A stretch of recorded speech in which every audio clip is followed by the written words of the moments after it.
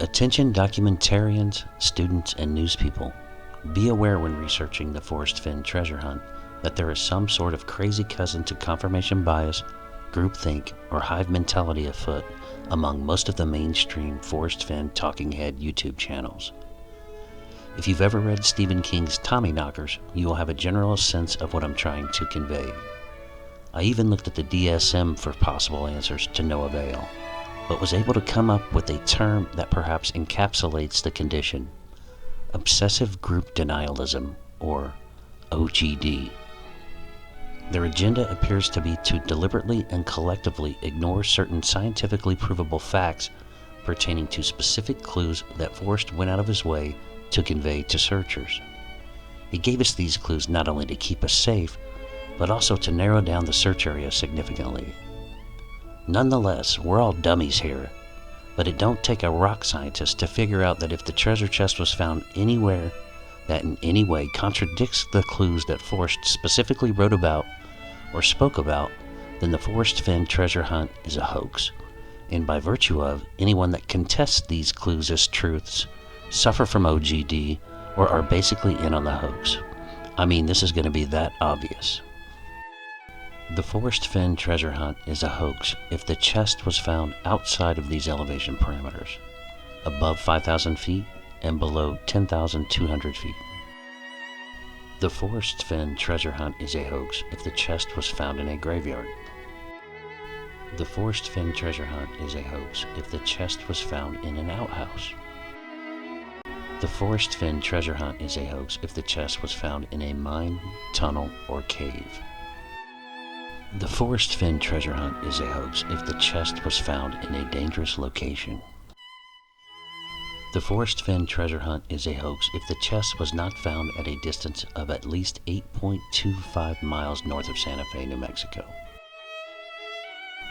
The Forrest Fenn Treasure Hunt is a hoax if the chest was found using a cipher. Now, I've included the actual quotes that contain some of these clues where there still seems to be some doubt about or ignorance to the actual clues that Forrest said were clues.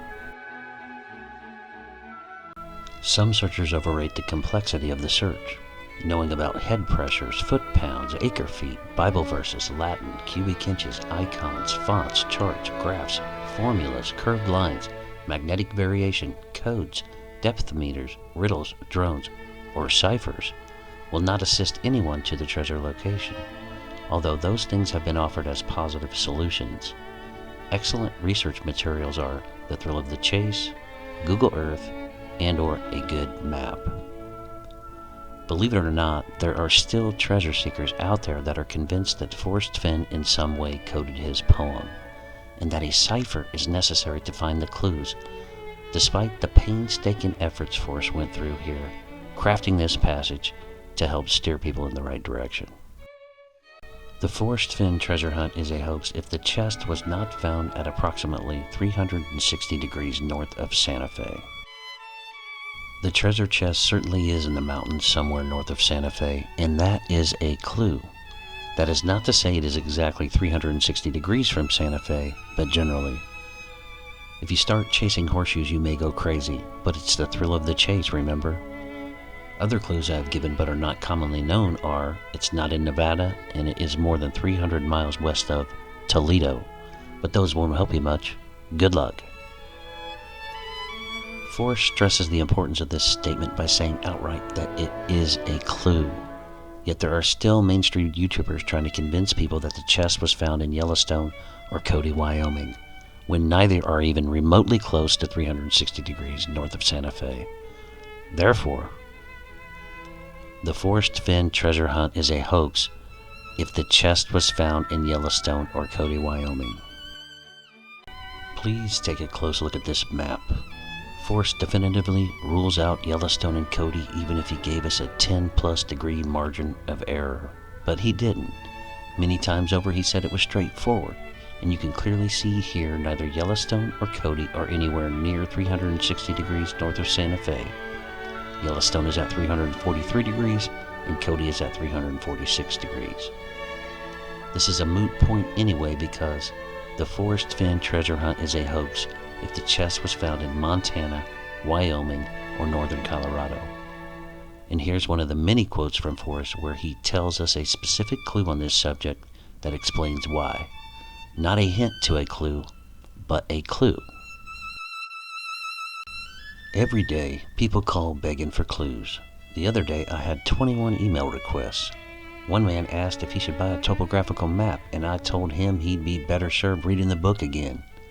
All you have to do is think about the 9 clues and follow them in order. Okay, I'll tell you what I told a woman from Nevada who called and said she knew where the treasure was, but was incapacitated, so would I please go get it for her? I said, well, you tell me where it is and I'll bring it to you. The woman wanted an additional clue, so I told her it was more than 300 miles southwest of Toledo. That's right, this is known as the Toledo Clue, and he says it's a clue on multiple occasions. Not a hint to a clue, but an actual clue intended to help searchers narrow down the search area. I mean, read it.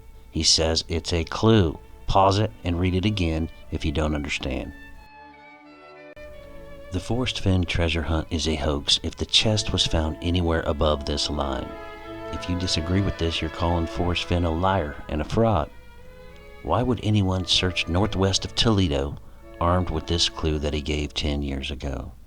Well, you might say, but didn't Forrest say the chest was found in Wyoming? Well, no, he said he agreed to say it was found in Wyoming. Pretty darn clever, don't you think? So what is Forrest Fenn if not a liar or a dummy?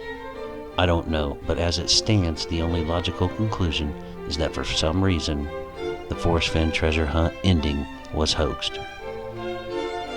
My name is Matt, and I'm an independent writer and researcher, but I never had a compelling boots-on-the-ground solve, nor have I ever seen or read about one. The only thing compelling I've ever seen or read that contains all of the clues in the poem, and most of them outright, is in Eric Sloane's book, Diary of an Early American Boy, Noah Blake, 1805. I made a video about it, and it's on my channel if you're interested.